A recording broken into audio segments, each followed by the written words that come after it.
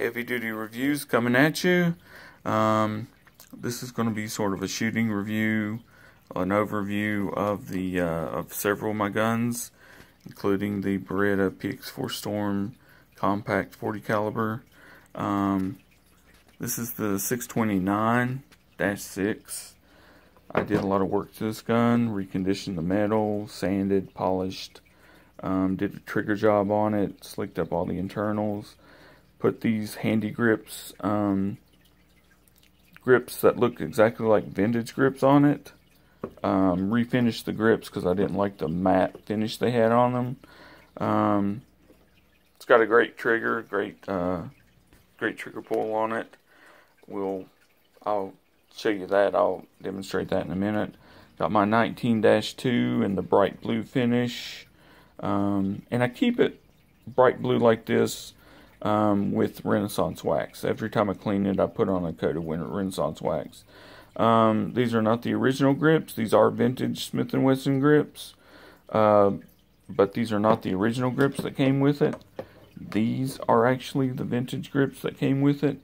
The original Diamond Gonqueco Alves target grips, yeah, but they're boot grips. This gun is a 1963 19-2, and you know, it's still, you can get your whole hand on it. You know, one on the trigger, three on the thing. It belonged to a police officer, and I think he cut them down, and he did a really good job because it looks like it was done at the factory. I mean, you know, it doesn't, it just looks, yeah, but these are original target grips. I put the cutout grips on it because these are carry guns for me, and I use speed loaders, as you can see. Then we got my, back to the 29-2. These are the original, I mean the, yeah, 629-6, sorry. These are the original grips that came on it. They got the Smith & Wesson logo, but they're kind of Hogue grips, finger groove grips, very comfortable, really tight purchase, really strong purchase, but I wanted wood grips. So I ordered these, the Altamont Super Rosewood engraved grips, and these are beautiful, well made, you know, but they were just too thin up here. And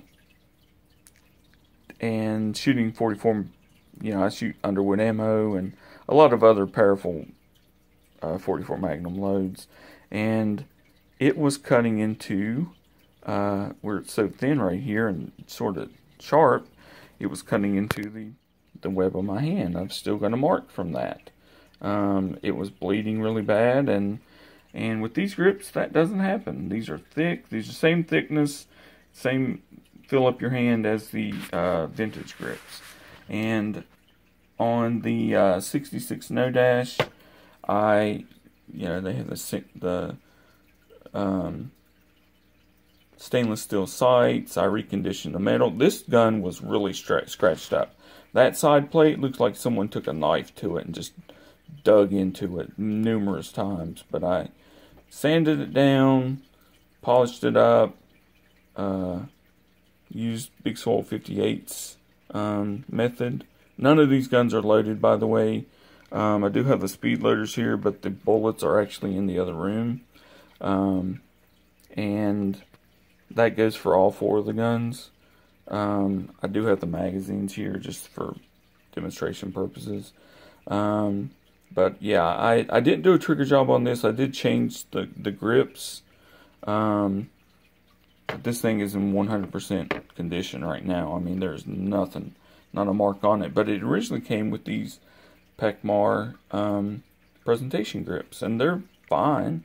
I've shot them with it, and it did fine. But I like the vintage grips. I like the way the wood looks and feels in your hand. Really feels up your hand. It's got the speed loader cut out, so I could have went for target. The earlier model grips. This is an early 1970s gun, as you can tell by the stainless steel sights. I didn't want to change those. I did paint the sights on the 19-2 simply because they were black on black, and I just couldn't see them well enough in some conditions. So I painted them, and it works great now. So yeah, redid the grips on them. Even did some, which I had to cut them because I did a trigger job after I put the Talon grips on, but they still work. Love Talon grips. The mossy oak, or I call them flat dark earth because it looks more like that. On them, the rubberized Talon grips. Talon grips are awesome, by the way, on any semi-auto. I put them on my Smith & Wesson M&P 45 as well. This is the original target from the 19-2.